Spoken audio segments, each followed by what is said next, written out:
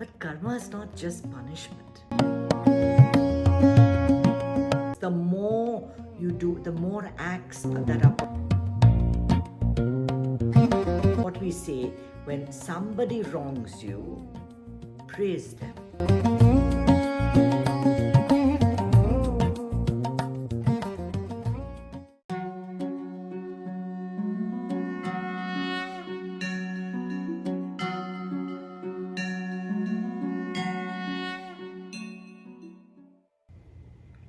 If you are meditating every day, and if you are doing the breath work, automatically a lot of your karma is going to get burnt.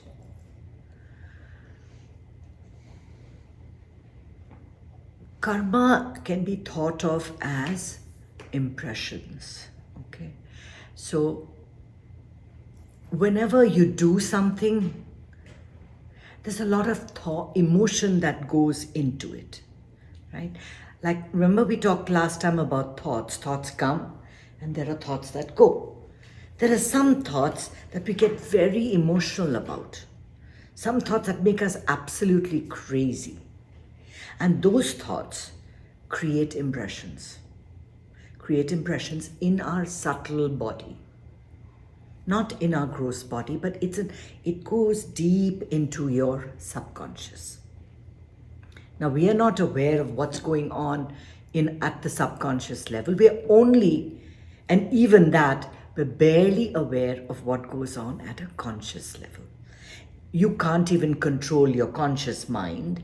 So there is no way that you're going to understand what is your karma, or what you have to do, or what it all means. To a lot of people, it's become a fashionable thing to say that's karma. Somebody gets punished, that's karma. But karma is not just punishment. Karma actually means action. Action. And in the Bhagavad Gita, Krishna says one of the best things you can do is act. So a soldier fighting in the war is going to get less karma than a person who's murdering somebody or killing someone in self-defense. Why? Because when a soldier is fighting, he is devoid of emotion. He's doing a job that needs to be done. That's what they say. But I always believe that any act of killing has its own repercussions, has its karma that you face much later on. And we have seen all of this unfold in all the unresolved PTSD, because you're doing an action and you're feeling an emotion with it.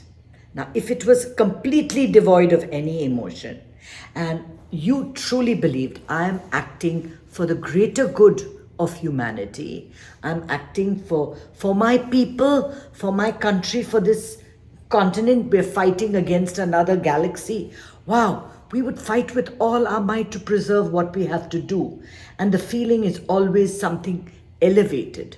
So the karma that you gather will be different. Whereas when you kill somebody and you're not accustomed to killing, that karma will remain with you because you have combined that thought or that act of killing with a lot of emotion, a lot of your feelings. And that, when thought and emotion combines, it creates this. And then we don't want to look at it. We've done something horrible. We don't want to look at it, so we push it down. We push it down into our subconscious. We don't even think about it, because thinking about it makes our blood pressure rise, makes us feel terrible. Now, we all have certain incidents that we recall in our conscious mind about things that we might have done, people that we might have wronged. And when we address that, there is an uneasiness that comes, and that it comes like a wave of pain. And we don't want to see that. So we push it down. We push it down and we don't worry about it. But At the smallest trigger, it's going to pop up. It is going to come up, and you are going to have to face it at some point of time, either directly or the universe will conspire for you to face that. It is said that we come into this life to resolve certain types of karma. So the examples that are given to us. Now, I cannot tell you that karma is a thing or it's not a thing. Only what I know is what I'm explaining to you. Neither do I live according to like I live my life thinking, oh my God, this is my karma. No, I don't. I actually live my life free of karma. I don't think about karma. I think about only what I'm doing in this moment. And this moment is an opportunity for you to burn karma, to burn everything that you've done. Now, we don't know what impressions we've come to this life with. It's like throwing a whole bunch of seeds into a yard. You throw, flowers, you throw fruits, fruit trees, you throw grains, and one at a time they're going to come up. One at a time they're going to come up, right? So possibly rice will come up first, then wheat will come up next, then the mango tree comes up third, then the apple tree comes up next. You don't know when that's going to come up, right? So karma is like that. It unfolds on its own timeline. It unfolds on its own timeline. Sometimes, once it has begun to roll, there's very little you can do about it, except acceptance. Just accept what's going on, face it head on, and that's it. That's it. Life is going on, and that's a lot of Indian people when they are facing poverty, when they're facing misery, when they're, life is tough, life is hard, they say, this is my karma.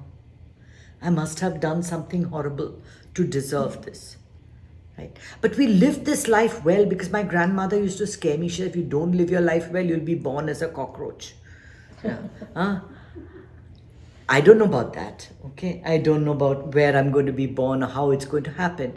But it's a good tactic to make people good and kind to others and sharing with others. The more you do, the more acts that are performed in the service of others, the better karma you get. So what happens, what we say, when somebody wrongs you, praise them. That's really hard to do. When someone's making you feel really small and they're saying something that's demeaning, you turn around and say, wow, your hair looks really nice today. And that'll completely throw them off. Otherwise, what happens is that the karma becomes yours.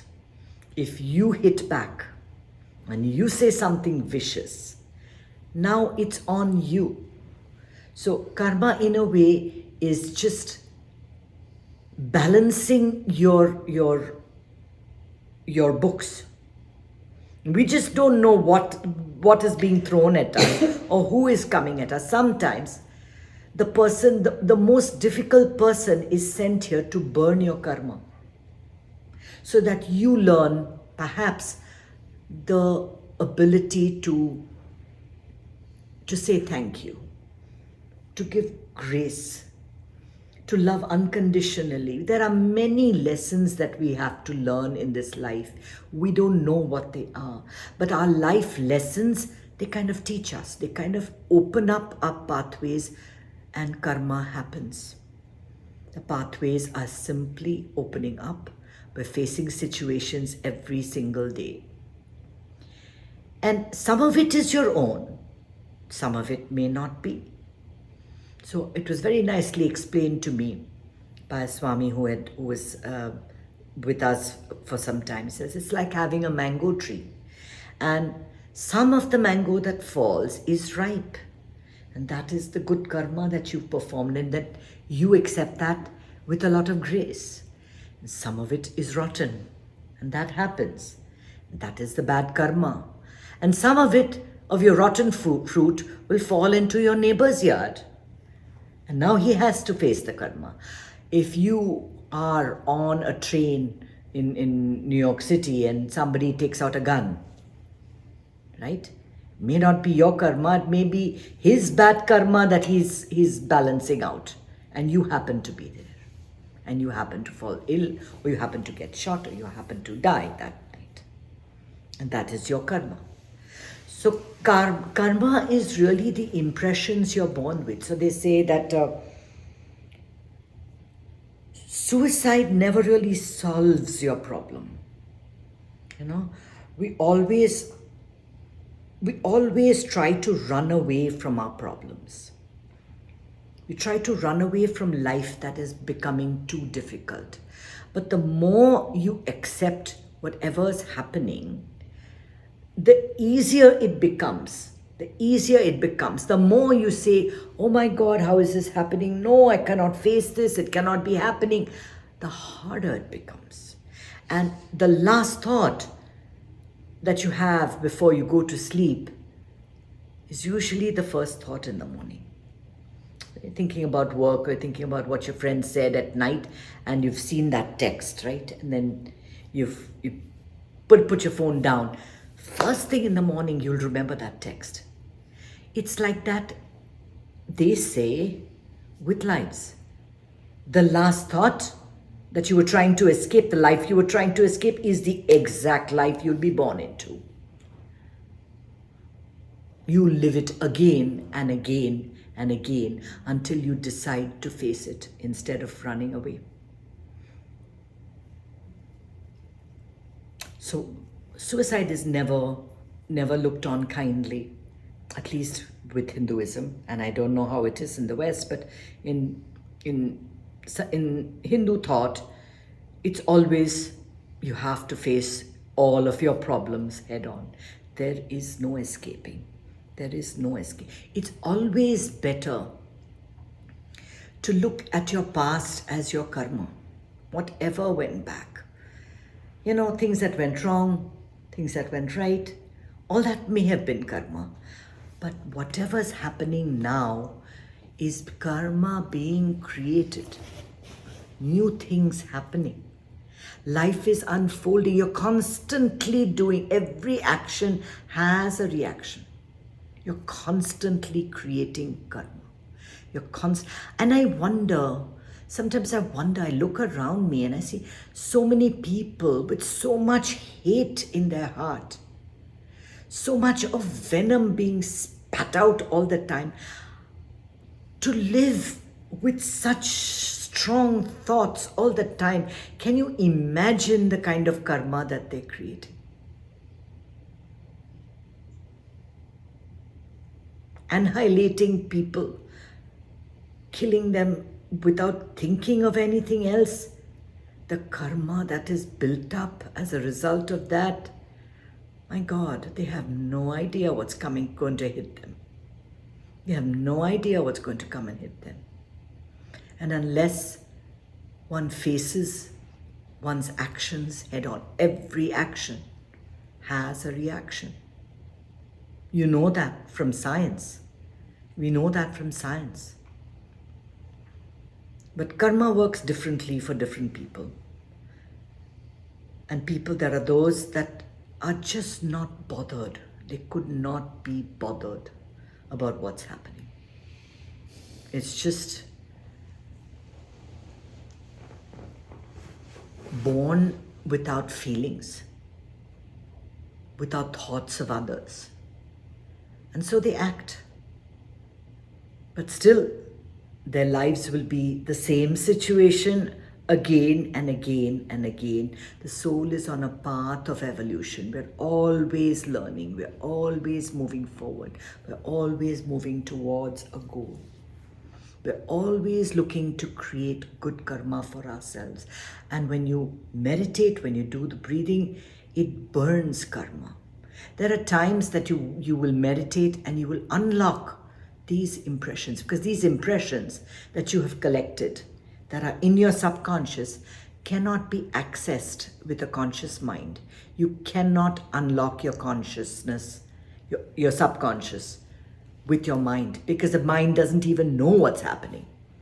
It has no idea what's happening. In order to do that, we have to go under the mind. We have to go below the mind. And that's why we need to meditate. That's why we need to meditate, because it's only then that the awareness touches the source and these things open up. These things get burnt before they even present themselves in your life. And that's why we meditate. We meditate daily, we meditate every single day of our lives. Every single day of our lives. And this is one of the reasons that is given in the Shastras, that it's supposed to burn your karma. We can't right all the wrongs in this life, but if you use this moment, to just contribute to others, to live your life in service of everyone else, stop thinking about the benefit you will get. The emotional turmoil gets a little bit less. We're always thinking of how we're feeling and how this makes me feel good, this makes me feel bad. And we have so many negative emotions that play such a havoc in our psyche. It's really, really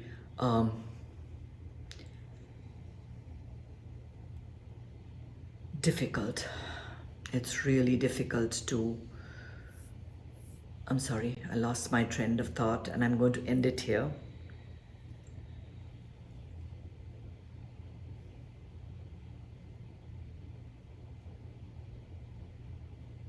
Om Namah Shivaya.